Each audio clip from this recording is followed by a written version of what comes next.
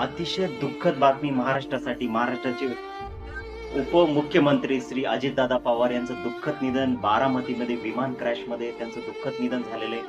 अजितदादा, आज तुम्ही आमच्यात नाहीत. आमच्या मनाला खूप वाईट गोष्ट आहे. महाराष्ट्रासाठी खूप दुःखाची गोष्ट आहे की तुम्ही केलेली महाराष्ट्रातील चांगली कामे आणि बारामती तुम्हाला कधीही विसरू शकणार नाही अजितदादा.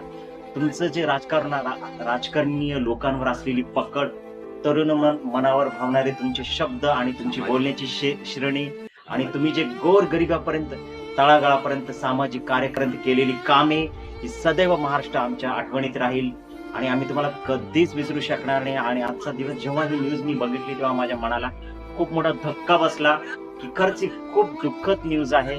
आज तुम्ही आमच्या महाराष्ट्र, अजितदादा, तुम्हाला हा महाराष्ट्र कधीही विसरू शकणार नाही. तुम्हाला भावपूर्ण श्रद्धांजली.